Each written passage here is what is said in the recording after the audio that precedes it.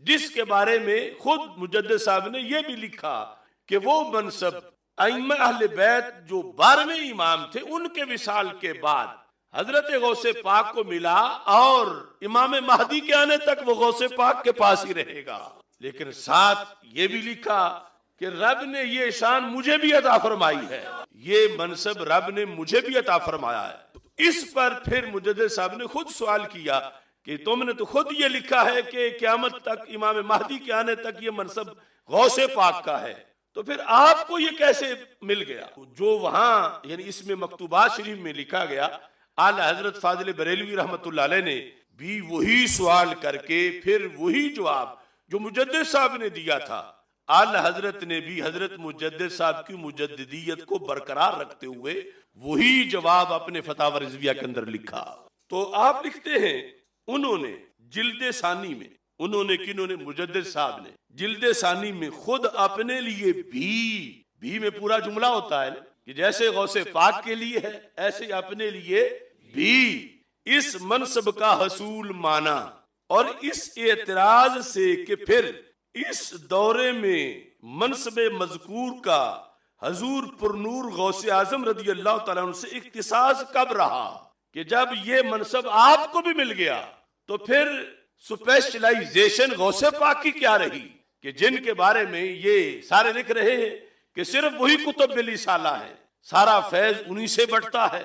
और मुजद्दिद साहब खुद इस कौल के मुनकशिफ करने वाले हैं और उनसे आगे दूसरे भी लिखने वाले हैं, और फिर अपना भी ये लिख दिया कि मुझे भी ये मनसब हासिल है, तो फिर इसमें गौसे पाक की खुशियत क्या रही? यहाँ ये बात भी बड़ी काबिल गौर है। यानी एक वो जमाना था कि जब मुजद्दिद साहब रहमतुल्लाह अलैह ऐसी तहरीरें लिखते थे कि ये जमाना जिसमें मैं हूं, ई दौर के पुर अज जुल्मतस दर में सब का दरी तौर वक्ते के पुर अज जुल्मतस और अंबियाए उलुल अज़म मबूस मी गश्त व बिनाए शरीयत जदीद मी करत। आपने अपने बेटे के नाम खत के अंदर ये लिखा कि जिस जमाने में आज मैं हूं, ऐसा वक्त जब पहली उम्मतों पे आता था तो फिर कोई नया नबी आके ही बिगाड़ दुरुस्त करता था। यानी इतना बिगाड़ आ गया है, क्योंकि सरकारी तौर पर शिरक किया जा रहा था अकबर के दरबार में और सारा कुछ। तो कहा कि पहले जब भी उम्मतों में ऐसा वक्त आता था तो फिर अल्लाह ताला आम नबी को नहीं उलुल अज़म नबी को भेजता था और फिर वो बिगाड़ दुरुस्त होता था। और कहा हम आखिरी उम्मत हैं और हमारे आका सल्लल्लाहु अलैहि वसल्लम आखिरी नबी हैं। तो फिर कहते हैं उम्मत के अंदर से ही एक ऐसे बंदे की जरूरत है जो आलिम भी हो और आरिफ भी हो, और आरिफ भी हो और तामुल मार्फत भी हो, और वो फिर उम्मत में खड़ा हो जाए और अंधेरों के डट का मुकाबला करे और नए सिरे से दीन को आबाद करे।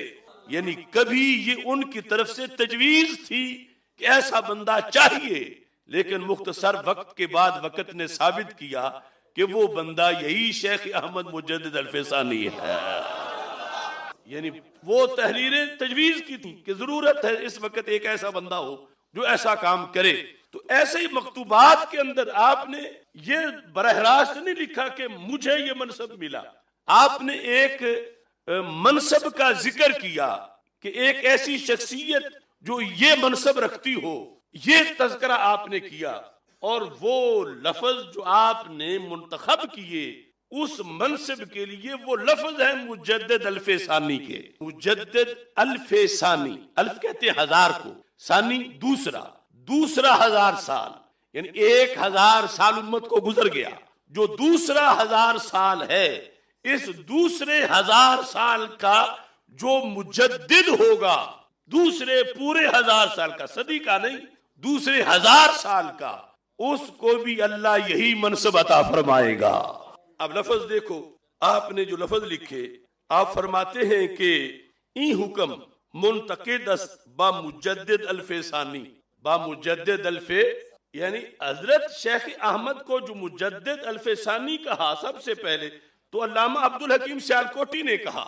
यानी वहां से मुजद्दिद अल-फैसानी लोगों में राइज हुआ, लेकिन उधर तो मकतूबात शरीफ के अंदर मुजद्दिद अल-फैसानी लिखा हुआ है।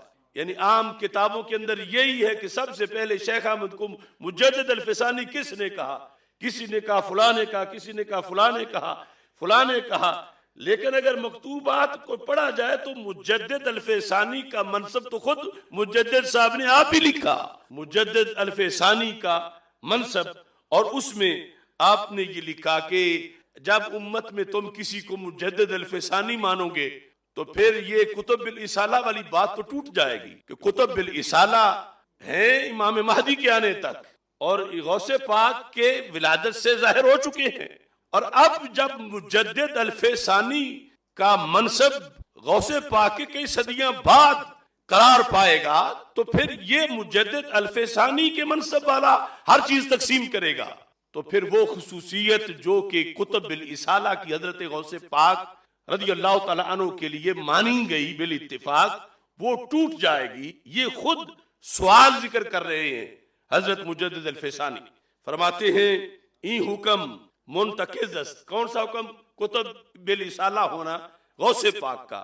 मुंतकिज़ ये टूट जाएगा बा मुजद्दिद अल-फैसानी, ज़ेरा के दर बयाने माना मुजद्दिद अल-फैसानी दर मकतूबे अज मकतूबाते जिल्दे सानी इंदिराज याफ्तास।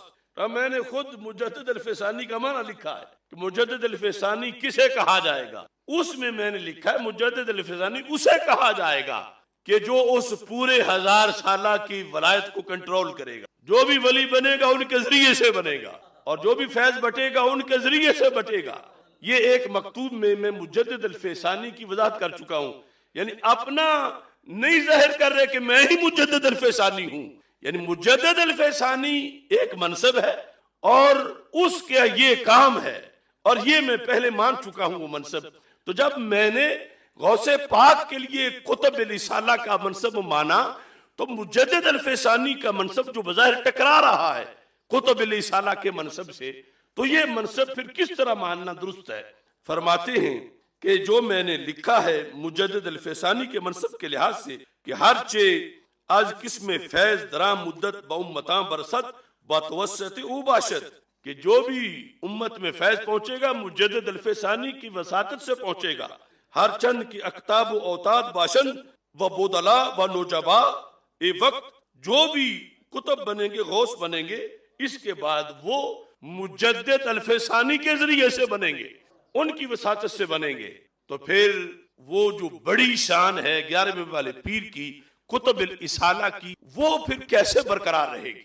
आगे जवाब गोयम, मुजद्दिद साहब कहते हैं मैं खुद ही जवाब देता हूं। यानी ये दावा नहीं किया कि मैं ही मुजद्दिद अल-फैसानी हूं, मनसब बयान किया कि मुजद्दिद अल-फैसानी उम्मत की 1000 साल की उम्र हो चुकी है, अब आगे इस सिलसिले में एक मुजद्दिद अल-फैसानी होगा, वो सब कुछ तकसीम करेगा। और फिर उसके लिहाज से कुतुब बिल इसाला और गौसे आजम के लिहाज से जो तारुज आ रहा था उसका अब जवाब खुद देते हैं। जवाब गोयम कि मुजद्दिद अल-फैसानी दरी मकाम नायबे मनाबे हजरत शेख व बनियाबत हजरत शेख ई मामला बाऊ मरबूत अस्त, चुनाचे गुफ्तान नूरुल कमर मुस्तफाद मिन नूर शम्स फला महजूर। तो जामे जवाब देते हैं, कहा कि मुजद्दिद अल-फैसानी का ये मनसब कुतुब बिल इसाला की वसातत से होगा। मुजद्दिद अल-फैसानी को ये ओहदा कुतुब बिल इसाला की तरफ से ड्यूटी में मिलेगा कि कुतुब बिल इसाला अपनी जगह अपने इख्तियारात के साथ जलवागर है, तो कुतुब बिल इसाला आगे मुजद्दिद अल-फैसानी को इस काम के लिए मुअय्यन करेगा। आप फरमाते हैं कोई बईद नहीं, जिस तरह की कहा जाता है कि नूरुल कमर मुस्तफातुम मिन नूर शम्स, के सूरज भी चमकता है और चांद भी चमकता है, और कहा जाता है कि चांद का नूर अपना नहीं सूरज से उधार लिया है। तो कहा कि कुतुब बिल इसाला गौसे पाक वो इन सदियों में चमक रहे हैं सूरज की तरह, और मुजद्दिद अल-फैसानी उसी सूरज से रोशनी लेके चांदनी बन के चांद की तरह चमक रहा है।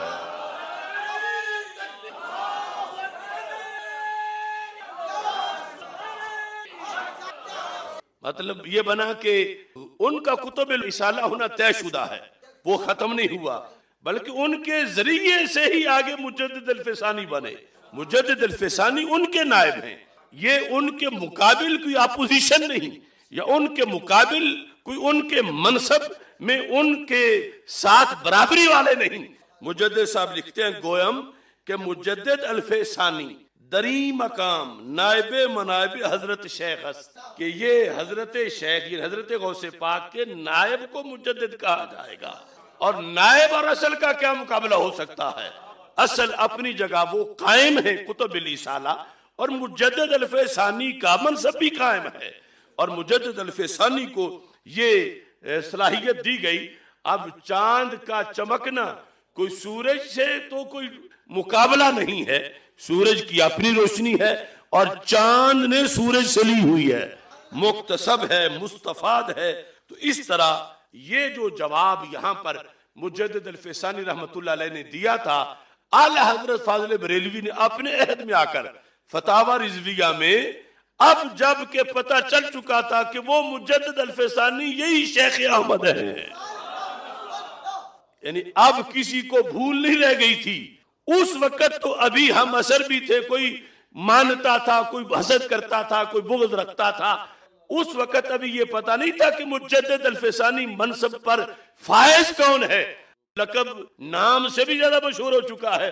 बहुत थोड़े बंदों को पता है कि उनका नाम शेख अहमद है। मुजद्दिद अल्फेसानी ज्यादा को उनके लिहाज से मालूम है, लेकिन उस वक्त ये भी मनसब था। और आला हजरत फाजिल बरेलवी रहमतुल्लाह अलैह किस कदर मानते हैं गौसे पाक को भी और मुजद्दिद साहब को भी, यानी गौसे पाक का कुतुबुल इसाला होना और गौसे आजम होना, उसे भी लिखा और साथ मुजद्दिद साहब जिस मनसब पे है इसे भी लिखा, और सवाल भी लिखा और जवाब भी लिखा, और ये बताया कि सुनियो तुम्हें मुबारक हो, सूरज भी तुम्हारा है और चांद भी तुम्हारा है।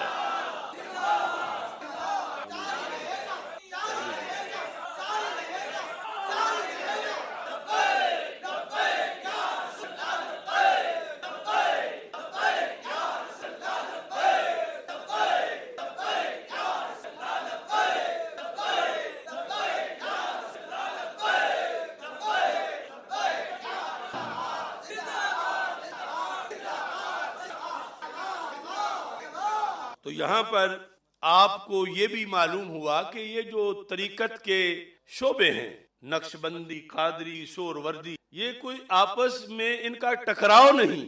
अब हजरत शेख अहमद सरहंदी नक्शबंदियों के पेशवा हैं और कुतुबुल इसाला हजरत गौसे पाक को साबित कर रहे हैं, और इस अंदाज में इन सिलसिलों को बयान करना चाहिए। और हम इसीलिए ये बयान कर रहे हैं कि मेरे शेख कामिल हाफिजुल हदीस पीर सैयद मोहम्मद जलालुद्दीन शाह साहब रहमतुल्लाह अलैह नस्बन तो मशहदी और काज़मी हैं, लेकिन आपके नाम के साथ हमेशा नक्शबंदी कादरी लिखा जाता था। तो कुछ लोग कहते थे ये अजीब है कि नक्शबंदी हो तो फिर कादरी नहीं, कादरी हो तो नक्शबंदी नहीं। तो ये फतावा रिज़विया बताता है कि कैसे नक्शबंदी और कादरी इकट्ठा हो जाता है। तो यहाँ बाकायदा यानी सवाल करके जवाब दिया। आला हजरत फाजिल बरेलवी रहमतुल्लाह अलैह ने ये फतावा रिज़विया जिल्द नंबर 9 के अंदर इस हकीकत को बयान किया। फतावा रिज़विया की जो जिल्द नंबर 28 है, इसमें सफ़ा नंबर 373 पर आला हजरत एक हकीकत को फिर बयान करते हैं। 373 सफ़ा पर आप फरमाते हैं, अभी आप ये देख लो कि किस समुंदर को फाजिल बरेलवी कहा जाता है, क्या क्या मौज़ूआत हैं फतावा रिज़विया शरीफ के अंदर। 373 सफ़े पर आप लिखते हैं, फरमाते हैं ये कुतुबियत बमाना गौसियत है और अक्ताब असहाबे खिदमत को भी कहते हैं। और फरमाते हैं कि एक हस्ती का जिक्र करके कि वो कुतुब थे, बात चलते चलते मैं इख्तिसार कर रहा हूँ। फरमाते हैं मगर कुतुबुल अक्ताब बमाना अव्वल यानी गौसुल अगवास, यानी फला हस्ती को मैंने कुतुब माना, मगर मैं कुतुबुल अक्ताब किसको मानता हूँ? तो फला हस्ती को मैंने गौस माना, मगर मैं गौसुल अगवास किसको मानता हूँ? फरमाते हैं मगर कुतुबुल अक्ताब बमाना अव्वल, यानी बमाना अव्वल है, बमाना गौस, चूंकि एक बमाना खिदमत है वो दूसरा है। बमाना गौस यानी गौसुल अगवास के दौरों के गौसों का गौस, दौरों से मुराद ये जमाना एक दौर, दौरों के गौसों का गौस हो, गौसों को गौसियत उसकी अता से मिलती हो।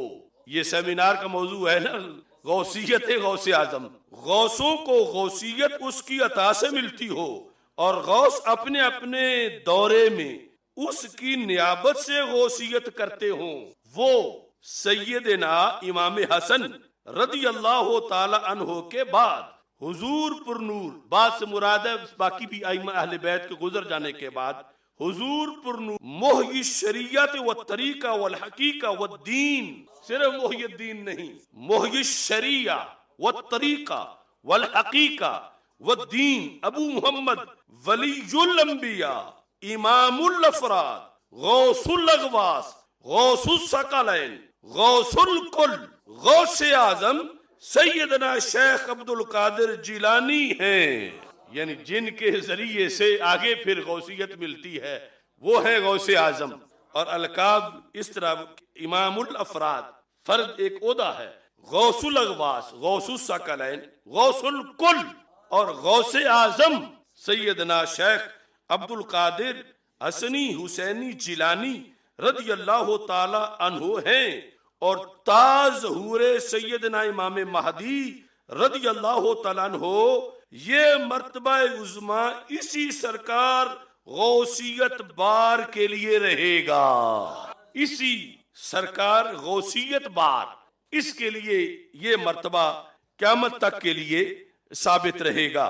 और इसमें हजरत गौसे पाक रदी अल्लाह ताला अन्हु के मनासिब का जैसे आपने जिक्र किया, तो फिर जो मुनकिरीन थे उनका तज़किरा भी किया, और अमलन जो गौसियत है उसके लिहाज से भी आपने फिर आइम्मा की तशरीहात बयान की। हजरत गौसे पाक ने, अब यहाँ तक तमहीद थी कि गौसियत क्या होती है। हजरत गौसे पाक के लिहाज से जो बहजतुल असरार के अंदर अल्फाज हैं, ये बहजतुल असरार और मादिनुल अनवार इमाम शुतूसी ने जो लिखी 713 हिजरी, इसमें हजरत गौसे पाक का एक कौल है गौसियत के लिहाज से, सफा नंबर 197 पर ध्यान से सुनना। आप फरमाते हैं मन इस्तगासबी, मन इस्तगासबी, मन इस्तगासबी, असल में था इस्तगवासा, वाव मुतहर्रिक मफ्तू अलिफ से बदला इस्तगासा। मन इस्तगासबी, जिसने मुझसे मदद चाही, क्योंकि सीन तलब का है, पर जिसने मुझे अपना गौस माना। मन इस्तगासबी, जिसने मुझसे मदद चाही, कब? फी कुर्बतिन, कशक वाला काफ है, किसी भी मुसीबत में जिसने मुझसे मदद चाही, फिर क्या होगा? फरमा कोशिफतन हो, वो मुसीबत उससे टल जाएगी। मन इस्तगासबी फी कुर्बतिन कोशिफतन हो। दूसरा वमन नादानी, वमन नादानी, एक तो नादानी होता है ना, लफ्ज लिखा हुआ वैसे ही है, लेकिन वो उर्दू पंजाबी की नादानी और है और अरबी का नादानी और है। नादानी, जिसने मुझे निदा की, मन नादा, जिसने मुझे आवाज दी, मुझे पुकारा, मुझे या अब्दुल कादिर कह के जिसने मुझे आवाज दी। मन नादानी बिस्मी, जिसने मेरा नाम लेके मुझे निदा की, मेरा नाम लेके मुझे निदा की, या शेख अब्दुल कादिर जिलानी शैअन लिल्लाह, मन नादानी बिस्मी फी शिद्दतिन, किसी भी सख्ती में, किसी भी मुश्किल में जिसने मुझे आवाज दी, फुरिजतन हो, वो मुश्किल उससे दूर कर दी जाएगी। पहले कोशिफतन हो, फिर है फुरिजतन हो, उससे वो मुश्किल दूर कर दी जाएगी। दो काम हो गए, पहला ये था मन इस्तगासाबी, दूसरा मन नादानी, और तीसरा कहते हैं मन तवस्सलबी, जिसने अल्लाह के दरबार में मेरा वसीला पेश किया कि या अल्लाह गौस पाक के सदके ये मुश्किल टल जाए, मुझे ये मुराद मिल जाए। मन तवस्सला बी इल्लाह, जिसने अल्लाह के दरबार में मेरा वसीला पेश किया, कब? फी हाजा, किसी भी हाजत में, जिसने अल्लाह के दरबार में किसी भी हाजत में मेरा वसीला पेश किया, फरमाया कुदियत लहू, वो हाजत पूरी कर दी जाएगी। ये यानी हकीकत जिसका इमाम शुतूफी ने जिक्र किया बहजतुल असरार में। और इसके साथ ही फिर आपने सलाते गौसिया का जिक्र किया कि मुश्किलात के अंदर सलाते गौसिया, इबादत तो वो अल्लाह की है, 2 नफल, लेकिन उसमें एक मकसद है कि फलां मुश्किल हल हो जाए। मुश्किल के वक्त जिसने ये नमाज पढ़ी, कैसे, वमन सल्ला रकातैन, जिसने 2 रकतें पढ़ी, यक़राउ फी कुल्ले रकातिन बादल फातिहा सूरत अल इखलास 11 मर्रा, उसने हर रकत में सूरह फातिहा के बाद 11 मरतबा सूरह इखलास पढ़ी।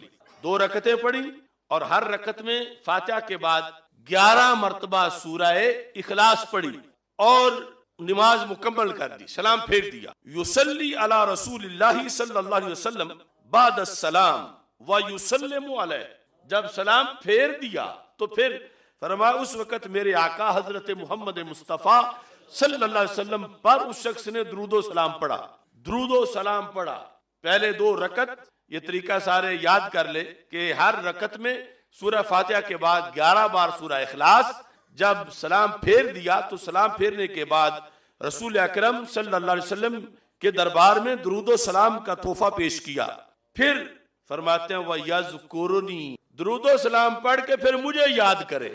दुरूदो सलाम उधर पेश करे, रसूल पाक सल्लल्लाहु अलैहि वसल्लम की दरबार में पेश करके मुझे याद करे, और याद करके फिर क्या करे, सुम्मा यख्तु इला जिहतिल इराक 11 खुतवा, फिर जिस सिमत में इराक है और बगदाद शरीफ है उस सिमत में 11 कदम चले, यानी जहां नफल पड़े हैं किबले की तरफ मुंह करके थोड़ा सा शिमाल की तरफ साइड बदल के थोड़ी सी, तो 11 कदम चले।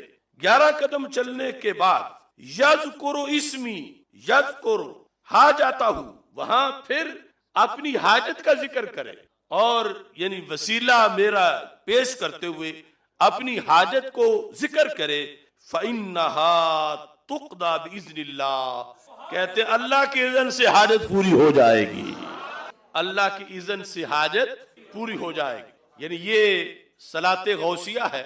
इसमें ज़ाहिर है कि जब हमारी ये बात मुनकिरीन तक पहुंचेगी तो उन्होंने कहना है कि एक नई नमाज घड़ दी, तो ये गौस पाक की नमाजें पढ़ना शुरू हो गए हैं। तो नमाज अल्लाह की है, इबादत अल्लाह की है, और इस सिलसिला में हम उनको पहले चैलेंज दे चुके हैं। हजरत खुबैब के लिहाज से वक्त शहादत सबसे पहले उन्होंने 2 नफल पढ़ने शुरू किए, और बुखारी ने लिखा अव्वलु मन सल्लना, सबसे पहले जिसने ये सुन्नत बनाई कि अगर पता चले कि शहादत का वक्त है तो टाइम मिल सकता हो तो 2 नफल पढ़ लेने चाहिए। हालांकि उनसे पहले भी कितना शहीद हुए, और वो कोई साहिब शरीयत नहीं, ना अल्लाह है ना नबी है, लेकिन उन्होंने एक अच्छी चीज ऐसी शुरू की कि इमाम बुखारी ने उसको उम्मत के लिए सुन्नत माना। और फिर खुद इमाम बुखारी रहमतुल्लाह अलैह कहते हैं मा वदातु फी किताबी सही हदीसन इल्ला तसल्तु क़ब्ल ज़ालिका व सल्लैतु रकातैन, कि 16 साल बुखारी लिखी, और 16 साल में जब भी एक हदीस लिखी बुखारी की तो उससे पहले गुस्ल भी किया, 2 नफल भी पढ़े, सल्लैतु रकातैन। तो उन्होंने जिस तरह एक नई नमाज मुतारफ करवा दी, और उन्हें उम्मत ने बिदअती नहीं माना बल्कि वो सुन्नियों के इमाम हैं। तो इस तरह ये जब वो हदीस लिखने से पहले एक नमाज जो बरकत के लिए पढ़ी गई उसकी वजह से बिदअत नहीं हुई, तो सलाते गौसिया की वजह से भी बिदअत नहीं होगी। ये बंदगी अल्लाह की है और इस खास मकसद के लिए इसको पढ़ा जाता है। और बाकी इस सिलसिला में क्योंकि बाकी तो हर नमाज की वैसे ही हुक्म है अल्लाह की तरफ से, नवाफिल का शरीयत में हुक्म है, इजाजत है, लेकिन एक वो कि जिस इजाजत की बुनियाद पर बंदा अपनी इबादत को दीगर आबिदीन की इबादत के मजमूए में शामिल कर देता है, और फिर कबूलियत के चांसेस बढ़ जाते हैं कि जब वो कबूल होगी तो फिर मेरी भी कबूल हो जाएगी। इस लिहाज से फिर कुछ औराद व वज़ाइफ के लिहाज से बुजुर्गों की इजाजत भी दरकार होती है। तो मुझे आस्ताना मुक़द्दसा बगदाद शरीफ में ही इजाजत जो दी हजरत शेख अब्दुल करीम मोहम्मद अल मुदर्रिसुल बगदादी रहमतुल्लाह अलैह ने, इन तमाम औरादो वज़ाइफ की, तो मेरे साथ जितने मुंसलिक हैं मैं लाइव वो इजाजत आगे भी सलाते गौसिया के लिहाज से दे रहा हूँ।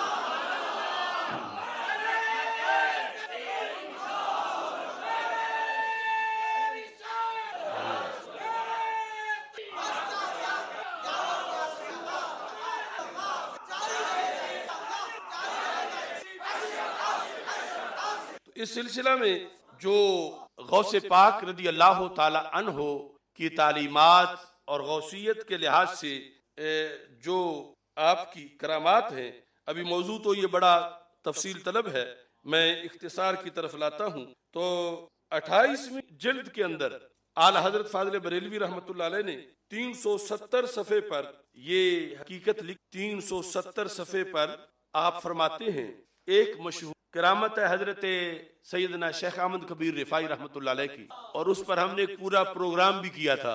जब भक्कर के कव्वे ने उसका इनकार किया था तो पूरा हमने सेमिनार किया था, जो हजरत शेख अहमद कबीर रिफाई रहमतुल्लाह अलैह मदीना मुनव्वरा हाजिरी के लिए गए और ये अशार पढ़े, फी हालतिल बुअद रूही कुन तुरसिलुहा तुक़ब्बिलुल अर्द अन्नी वही अनाइबाती, कि जब मैं दूर था या रसूल अल्लाह सल्लल्लाहु अलैहि वसल्लम तो मैं अपनी रूह को भेजता था, वो आस्तान मुबारक को चूम के चली जाती थी। वहाज़ी दौलतुल अशबाही कद हदरत फमदुद यमीन का कई तहज़ा बिहा शफती, और अब मैं खुद आ गया हूँ, इतना अब फर्क होगा। रूह आती थी तो आस्तान चूम के जाती थी, मैं आया हूं तो मैं आपका हाथ चूम के जाऊंगा।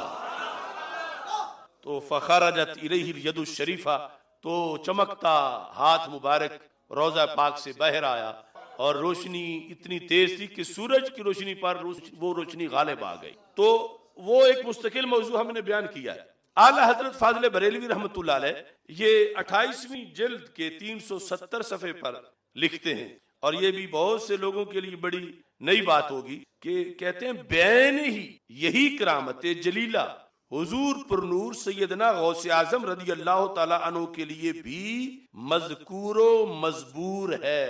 बैन ही किताब तफरीहुल खातिर फी मनाकिब शेख अब्दुल कादिर में लिखा है, ज़करू अन्नल गौसल आजम रदी अल्लाह ताला अन्हु जा मर्रतन इलल मदीनतिल मुनव्वरा, हजरत गौसे आजम रदी अल्लाह ताला अन्हु एक बार मदीना मुनव्वरा में हाजिर हुए। वक़रा बिक़ुर्बिल हुजरतिश शरीफा हाज़ैनिल बैतैन, और हुजरा शरीफा यानी मुवाजा शरीफ के सामने हजरत गौसे पाक रदी अल्लाह ताला अन्हु ने भी ये दोनों शेर पढ़े, फी हालतिल बुअद रूही कुन तुरसिलुहा तुक़ब्बिलुल अर्द अन्नी वहिया नाइबती वहाज़ी दौलतुल अशबाह कद हदरत फमदुद यमीना का कई तहज़ा बिहा शफती। या रसूल अल्लाह सल्लल्लाहु अलैहि वसल्लम पहले रूह आती थी तो आस्ताने मुकद्दस को चूम के चली जाती थी, अब मैं खुद हाजिर हुआ हूँ, तो मेरे नाना जी आप अपना दस्ते अक़दस बाहर निकाले ताकि मैं चूम कर अपनी प्यास को बुझा सकूं।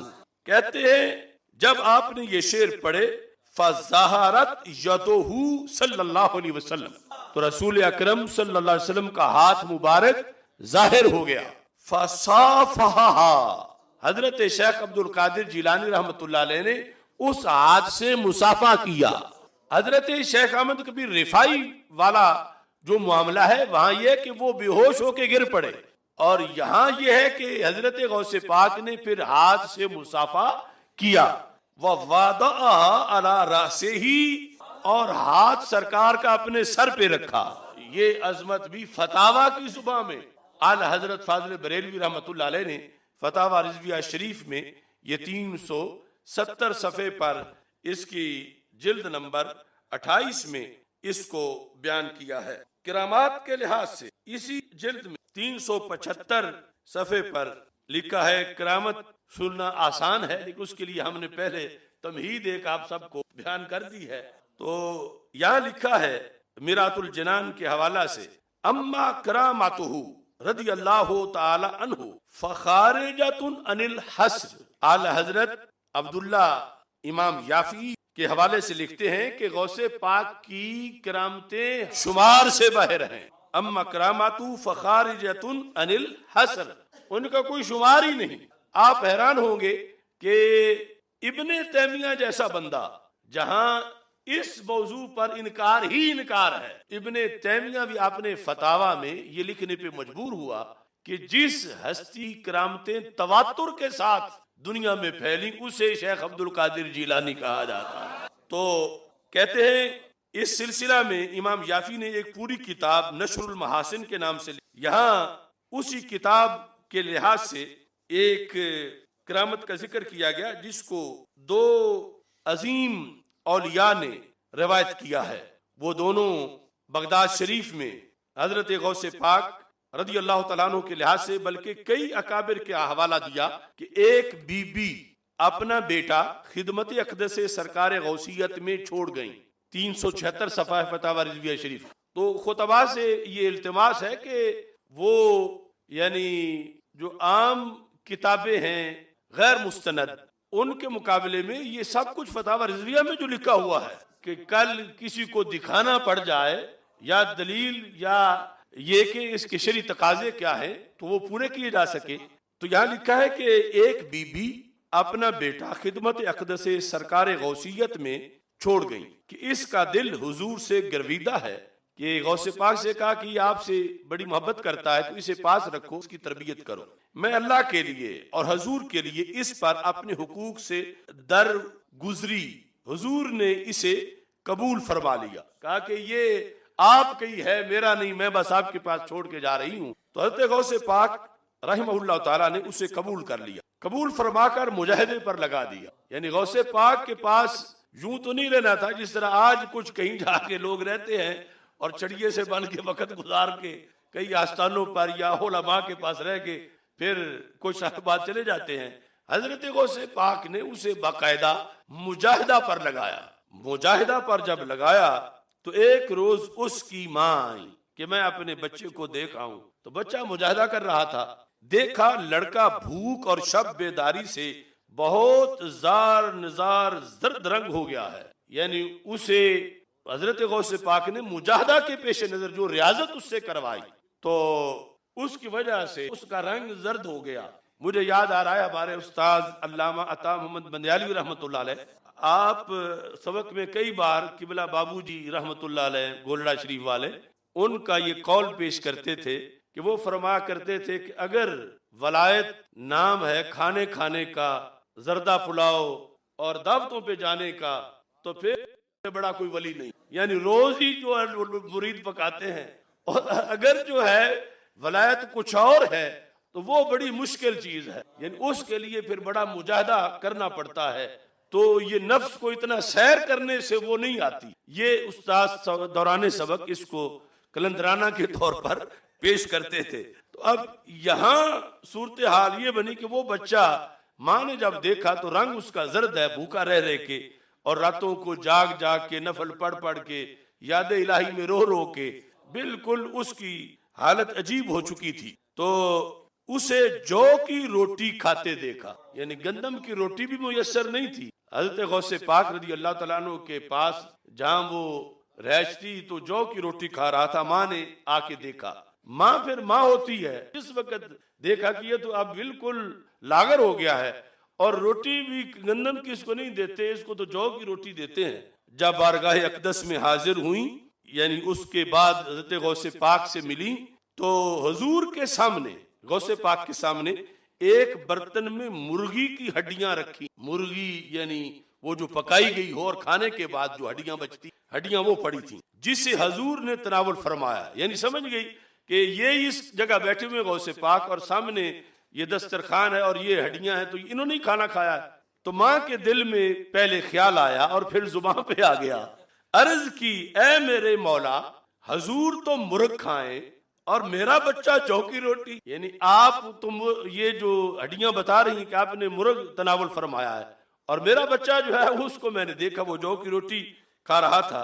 ये सुनकर हुजूर पुरनूर, ये लफ्ज गौसे पाक के लिए बोले, आला हज़रत ने फरमाया, हुजूर पुरनूर ने अपना दस्ते अक़दस उन हड्डियों पर रखा और फरमाया, कूमी बिइज़्निल्लाहिल्लज़ी युहयिल इज़ाम, अल्लाह के इज़्न से खड़ी हो जा, वो अल्लाह जो हड्डियों को जिंदा कर देता है, अल्लाह के इज़्न से ए मुर्गी उठ के खड़ी हो जा। तो हज़रत गौसे पाक के इन लफ्जों पर आला हज़रत लिखते हैं, ये फरमाना था कि मुर्गी फौरन जिंदा हो गई, सही सालम खड़ी हो गई और आवाज करने लगी। हुजूर अक़दस ने फरमाया, जब तेरा बेटा ऐसा हो जाए तो जो चाहे खाए। यानी अभी वो इस मरहले में है, अभी वली बन रहा है। जिस वक्त वो भी ऐसा हो गया कि उस लफ्जों में उसकी ऐसे तासीर हुई कि हड्डियों को कहे कूमी बिइज़्निल्लाह, तो हड्डियां मुर्गी बन जाए, तो फिर जो चाहे खाता रहे। उस वक्त वो खाना उसके रूहानियत में रुकावट नहीं बनेगा, लेकिन अभी रुकावट बनता है। इस वास्ते हम